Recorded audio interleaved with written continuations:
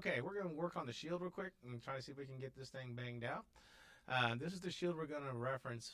We're going to build an actual pie slice of it, and then we're going to do a rotate or a revolve, excuse me, a lathe. And then we'll edit it to kind of make it more refined. Then we'll use an array tool to actually place these buttons on here. And using instances again, we'll be able to actually affect one of these buttons and give it a spiky aspect to it so it looks mean and nasty and evil and all video gamey. Alright, I'm not using anything more than that image as a reference. I'm just going to kind of basically wing it. So we're going to start off with the front or the left side, doesn't really matter. I'll start with the front, and we're going to go into the spline. So we've been working into 3D primitives. That's geometry. And now we're going to be working in shapes. So I click on that, and we're going to go to line. And I'm going to actually use the origin as my base point. So I'm just going to start up here, and we're going to have the front part, and then the part that is mounted on the front part, and then the actual body of the shield. And we'll have that little rim right there. Now, for every vertex I put on the top side, I'm going to put it on the bottom side so that I can keep my edge loops as much as possible. I'm going to go ahead and let that one sit there and go there. And so there, that's my actual spline, and that's the basic pie slice of my shield. And now that it's in vertex mode, I go to the modify panel, and I can get to the aspect of the vertices, the segments, and the splines right away. So I can kind of slide these things around and kind of get the shape that I want, so it's not too dramatic. Uh-oh. Hit Q too many times. So let's go ahead and line some of these things up. So go here, line that up. I got a little bit of a lip there. Now, some of these points, I don't want them to be square. I want them to be a little bit softer, a little bit more accessible, where others, I definitely want to have sharper angles. So what we can do is add some definition into our geometry. But let's go ahead and take a look at what we got going on. First, notice where the pivot point on my object is. It's in the dead center of the actual mass of the object, or the overall shape of it. And what I need to do is actually get it to the center point here. Because if I add the modifier, let's go to Spline Editing Tools, and I'll add a lathe, just like the handle. It's going right where the pivot point is. So if I go to Axis and I go and slide this axis point over, let's get wireframe. Let's go here. Oh, wrong button. There we go. Excuse me. Slide that over to where we can see what's now we get the actual shape of the shield showing up. Hit F4. Problem is I got that little overlap. You can tell it's overlap because it's kind of got a dark ring, and there it goes away. And then there's an actual hole. And it should be on both sides. The hole should be fairly close to the same size. It's a little different, but that's okay. Right where it closes, I can choose different options in here about capping it. But since they're different sizes, I'm going to have to go ahead and do that with the Edit Poly, which all that is just using a collapse tool or the weld tool to get them all together. Let's go over some of the options in here before we go too crazy. We're doing 360 degrees. We can definitely do pie slices. We can flip the normals, which we'll get into later. It's just basically which way the actual face is, which way the actual geometry face is facing. We can weld the core, but they're not close enough to really go into it. 16 segments, you know I love that. And everything else is just fine. We can definitely change the direction of how the orientation is set up. I just lost everything, so let's undo that. Oh, wow. Okay, it looks like I lost everything. So let's go ahead and do that. And we'll add it again. So let's do this again. I'm going to change this. Instead of actually using the gizmo center, I'm going to move my pivot point now beforehand. I'm going to apply that lathe, and it does it automatically for me. So that's a lot faster. Now what I want to do is kind of play around with the shape of it. And the reason why I want to use the splines is because I can do a lot of edits very quickly without actually having to mess with a whole bunch of geometry. As it is, what we've been doing so far is going to Edit Poly and playing around with all these vertices this way. And that's cool and all, and that's going to be helpful, but right now I can go down here to my line. I'm going to turn on this test tube, which shows end result right here. I go to my line segment, go find my vertices. So there's my vertices. I'm going to hit F3, it's a little easier to see. Now what I'm going to do is I'm going to select this vertex right here. This is the body of the shield, and I'm going to change its vertex type Where is it in here somewhere? Well, I can definitely, yeah, right there. There's the types right there. So I got it right here. So right now it's linear, which is also like corner. If I hit smooth, it's not doing anything. Okay, so let's go here. I hit Bezier. Not doing anything. So let's right click here. I think that's on create. So let's go ahead and leave that linear. And let's go here and right click on it. And I'm going to change that to Bezier. There's Bezier corner. Let's do Bezier. Let's do smooth first so you can see it. Smooth adds a whole bunch of geometry. Let's change the color. Get it blue so you can see it. Let's turn off assign random colors. Now you can see there's a whole bunch of geometry. Now I'm going to go ahead and turn off test tube so you can see what I'm talking about. Look at here. This looks like one segment here. If I go in here and change this to Bezier, from smooth to Bezier, I still have my smooth. It's still going to be lots of polygons. But I want to change something. I want to change the number of polygons. And I'm going to go into, where is it? Refine? Excuse me, interpolation. It says 6 steps. Now, when I change this to 3, oh, down. There you go. That's 0 steps. I mean, just low polygon. You can kind of see where there's a little kink in it. It's barely visible. But if I go back to polygon mode, and you can see what I'm talking about. So that's the resolution of the spline itself, and it totally affects the amount of geometry that you're working with. So that's a quick, easy edit. I'm going to leave it at 1 because the curvature is there. I'm not mad at it. It's going to be happy. And now what next thing I want to do, let's go ahead and turn this off again. I want to refine the shape that it is. Now there's an insert button here, and I strongly urge you never to use it because it's a pain in the butt. If I hit insert, first I got to click on where I want the insert, and then I got to click it a second time to lock it down. To me, that just seems a silly added step that could really destroy the quality of your model. So if I go back into perspective mode and I'm using insert, which is a no-no, see how the vertex is moving all over the place. It's horrible. Don't do it. What I want you to use instead is refine wherever it sits. Insert fuse cycle. Why are you not here? So let's go back in. I like to right click and confine in there probably pretty quickly. Refine. There it is. Boop. So now with refine, what I can do is I can actually just click and it lays the vertex down. And that's what I want, because what I want to do is create that lip. Now, when I created that, it made it a Bezier handle. So if I move it, you can see what's happening with the actual Bezier. Let's move this vertex here so you can see how the Bezier affects each other. Let's up the resolution so you can really see it. And so Bezier gives us lots of curves and awesomeness. And that's not what we want for this piece. This piece we can go ahead and make it. I'm going to make it a corner piece. I'm going to right click and select corner. Right click on the vertex. Where are you? Corner. Doop. Yeah. And now I can just drop it down here because I'm trying to emulate that lip that's right there. And it looks like it's a little bigger than I thought. And there's a second lip. So we're going to add some more stuff to it. Cool. I like adding more stuff. Slide that up to kind of keep the proportion there. I mean, this is a pretty beefy shield. It's going to be pretty heavy. So what we'll probably think about doing is actually lowering these all down just a hair. So the person's actually going to carry the damn thing. All right, so here, slide that into place, and we're going to have another insert. So let's go back into refine and add 1 lip, 2 lip, and then I can go to edge segment mode and just lift that up a little bit.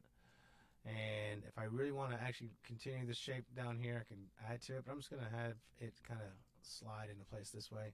It's a pretty stout object already. Now, one of the things I can do here is I can Bezier a nice even corner. I don't like that, so I'm going to do that. What I'm going to do actually is I'm going to use a cool tool here. I'm going to use fillet. And I'm just going to up the number a little bit. And the fillet will add kind of some beveling into it. So small. So that's a Bezier. I'm going to actually convert those back to corner and just give it a nice little subtle edge. I can do the same thing over here. We can also do chamfer.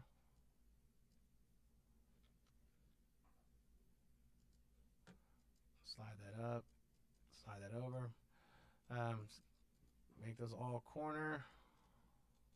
Alright, let's see what I've got going on here. Sean Slade. And alright, we're starting to see what's actually starting to look like kind of like the shield. Let's go into turn that off. Let's make this a little bit taller. Turn it on so we can see it. So I can work in this mode here and kind of just slide up so I can kind of get an idea of what I want to do with the shape and kind of just form it a little bit better. And then repeat the process as I go. So there's our basic shield so far. Whoopsie, wrong button. Sub-object, go to top level, and hit F4. Starting to look pretty nasty as a shield. I like it. We can always up the geometry if we wanted to, so it looks nice and round. But we're not going to work on that yet because that's just too many polygons for us. So let's go ahead and do that. And then from there on out, I can keep modifying. Not this. There we go. Keep modifying to get more of the shape. That's a little rounder. So what I'm going to do here is actually go up to that vertex, and I'm actually going to make it. I'm actually going to hit delete to delete that vertex. I'm going to slide that vertex a little closer, and I'm going to right click. I'm going to make it a Bezier corner, and now I'm going to up this, just up and Y, and make it around. Actually, I'm going to do X and Y, and kind of get that round shape that's right there. Starting to see the shield shape coming to life. I love it. There we go. Let's lift that down a little bit. Sweet. Sort of like a flying saucer too. Easy money. You can do 2 moves with this one object. How about them apples? Alright, so from here I can go further with the spline tool, or I can go into edit poly. And in edit poly I'm just going to use for cleanup. I'm going to select the borders, which are just the segments that are holes, and I'm going to hit collapse. So it'll collapse each one. So now the holes are gone. Our geometry is looking pretty sharp. Our shield's looking pretty sweet. Now what we want to do is actually add the array tool. So let's go ahead and center our bad boy onto the on our space. Let's just zero everything out on the move tool. Again, I just right click to open that window. Alright, so there. Let's get it up here. Cool. Actually, I'm going to put it right there. And what we're going to do now is we're going to build our spheres. They're going to be for our little pivot, our little rivets. So we'll go here. I'm going to go back into primitives, or geometry, excuse me. We're going to do a sphere. These are small, so I don't really need to make them really dense or huge. So right there at 32, we'll make it 8 for right now. And we'll make the resolution a little the radius a little smaller. We'll position it right there, right there. Okay, we're going to use hemisphere, so 0.5. Sweet.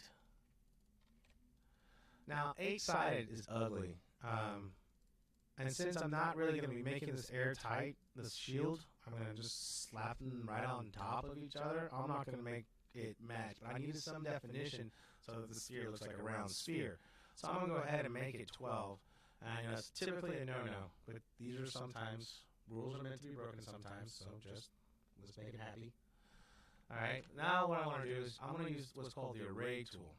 Now, an array in programming language is just a list or a set of consistent objects, like a list of names or a list of people in names. And what we're going to do is just create a list of objects, and we're going to use the array tool to allow us to build a ring around the actual shield shape.